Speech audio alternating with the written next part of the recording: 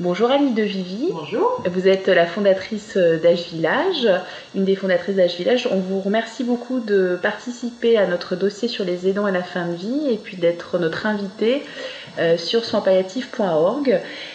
Donc tout d'abord, ma première question, ça va être de mieux connaître Age Village, savoir à qui s'adresse votre dispositif, vos dispositifs et puis surtout la philosophie d'Age Village. D'accord. Merci de nous avoir choisis parmi les acteurs qui accompagnent les aidants. Alors nous, on est né en 2000 avec l'aide de la Caisse de dépôt et consignation. Donc c'est un magazine d'information sur Internet, Age Village. Age Village s'adresse au grand public, s'adresse aux familles, s'adresse aux aidants, donc les personnes qui ne savent pas forcément qu'elles sont aidantes, mais qui ont dans leur entourage quelqu'un qui vit une situation de perte d'autonomie liée à l'âge, liée aux maladies telles que la maladie d'Alzheimer ou des handicaps, plusieurs déficiences sensorielles, la maladie de Parkinson, le fait que plusieurs chutes ou des problèmes de santé vont faire que brutalement des hospitalisations vont s'aggraver et il faut trouver des solutions. Souvent les personnes trouvent Age Village via des moteurs de recherche parce qu'ils cochent sortie d'hospitalisation, urgence, personnes âgées, Alzheimer. Et parmi les réponses, ils ont des articles, on a presque 20 000 articles sur Age Village. Donc ils arrivent chez nous et là, nous, on va essayer de les accompagner dans la durée. On va essayer déjà de répondre à la question qui est posée via notre annuaire, via l'information qui est trouvée. Mais derrière, on va essayer de leur proposer de s'inscrire à nos lettres d'information, d'aller creuser un peu parce que l'accompagnement va durer dans le temps et qu'il va devoir s'ajuster en fonction de la situation de la personne.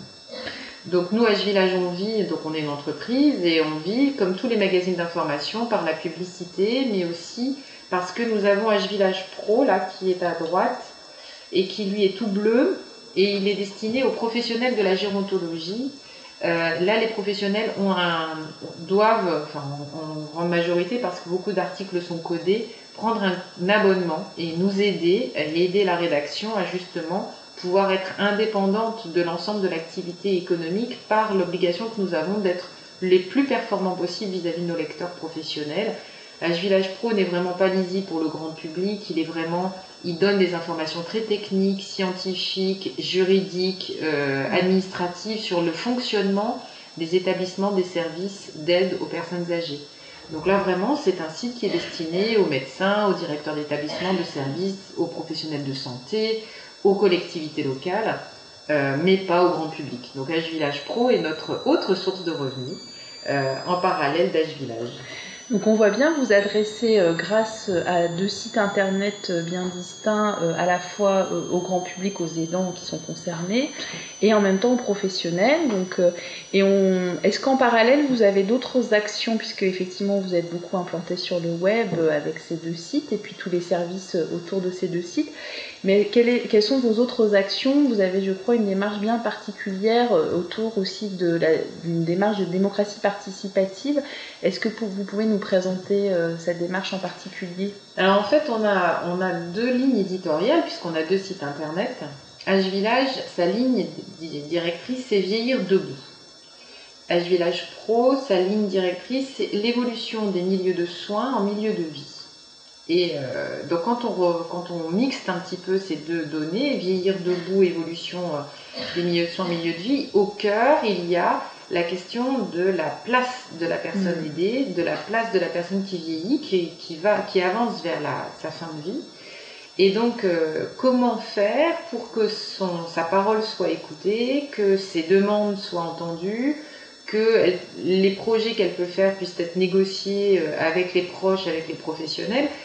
Tout ça, c'est au cœur de nos articles, de nos réflexions, de notre dynamique. Nous, notre objectif, c'est de raconter et de mettre en avant l'ensemble des réalités. La réalité n'est pas toujours rose et même parfois très dure à entendre et à vivre, que ce soit pour les personnes elles-mêmes, pour leurs proches, pour les professionnels, etc. Donc ça, on raconte, mais on raconte aussi, on essaye de mettre en avant toutes les initiatives, les solutions, les propositions qui viennent aussi des pouvoirs publics et que nous souhaitons particulièrement mettre en avant. Et un des axes pour le vieillir debout et pour l'évolution des milieux, c'est notamment les conseils de la vie sociale. Ces structures qui permettent, qui sont un peu le conseil syndical dans une copropriété. L'idée, c'est que quand on contracte avec un service à domicile ou avec un établissement d'accueil ou de santé, on a des droits, mais on a aussi la possibilité de participer, et donc la possibilité de participer à l'expression de ces attentes. Il existe dans ces structures des conseils de la vie sociale, donc des endroits où se réunissent les professionnels, les résidents, enfin les clients, les proches et l'administration pour pouvoir faire évoluer ces structures le plus en phase avec les attentes des personnes, mais aussi les contraintes de ces structures.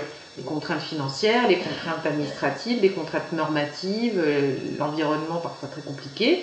Donc ces conseils de la vie sociale, nous on en a fait une boîte à outils parce qu'on s'est rendu compte qu'ils avaient du mal à exister, on fait des enquêtes régulièrement en ligne ce qui nous révèle que c'est pas simple du tout de faire vivre ces structures. Donc on a créé avec des associations de personnes handicapées, de personnes âgées, des familles, des différents articles qu'on a structurés dans une boîte à outils des conseils de la vie sociale. Ça, c'est une des premières actions qu'on peut mettre en avant, mais il y en a d'autres aussi qui sont liées directement à l'aide aux aidants. Les personnes n'ont pas forcément accès à Internet. Les personnes ont parfois du mal à pouvoir mettre des mots sur des situations compliquées. Et concernant la maladie d'Alzheimer en particulier, les troubles du comportement, l'épuisement est tel qu'on est convaincu qu'il n'y a pas de solution.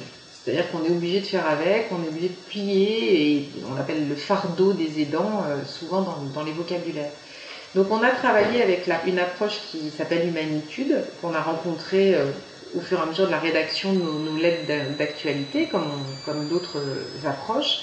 Et on a créé avec les auteurs de cette approche un DVD destiné au grand public pour permettre au grand public de percevoir qu'il est possible de pouvoir continuer de vivre avec la personne malade, même quand celle-ci commence à avoir des troubles du comportement assez difficiles à vivre.